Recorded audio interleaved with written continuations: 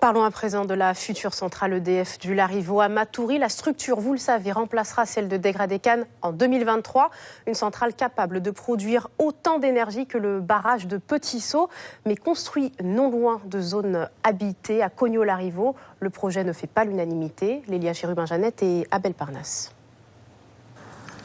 Dans cette zone résidentielle du quartier Cognos-Larivot, le projet d'implantation d'une nouvelle centrale électrique à moins de 10 km suscite des réactions. Marie-Hélène fait partie de ces riverains qui suivent avec attention ce dossier. L'une de ses craintes, l'inondation. Ceinturée par une zone inondable, l'usine devrait être construite hors sol.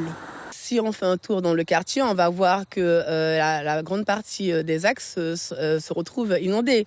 Près du SDIS, on ne peut pas accéder au SDIS. Et au niveau de la garderie également, il y a de l'eau partout puisqu'il y a un canal qui fait le tour. Et tout cela se rejoint. Donc, ils ont parlé de l'élévation de 1 cm avec, si l'usine devait être implantée, 1 cm.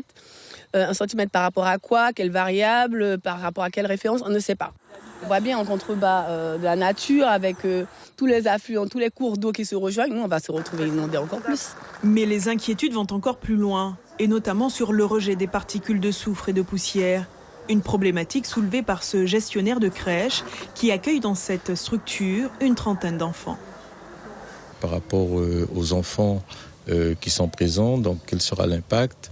Et est-ce qu'on a l'assurance, qu'il n'y aura pas de nocivité de ces particules? Lors du débat public, j'ai moi-même posé la question de savoir est-ce qu'il y aurait un contrôle a posteriori, donc pendant le fonctionnement de la centrale, concernant ces fameux rejets. Et voilà, est-ce qu'on aura l'assurance qu'on pourra tout le temps contrôler ce taux de rejet et voir s'il y a nocivité ou pas pour la population. La centrale fonctionnera au fioul domestique et au gaz pour rejeter 10 fois moins de particules de soufre. Des énergies fossiles dans des zones de mangroves dont certaines sont protégées par le plan d'urbanisme de la ville de Matoury.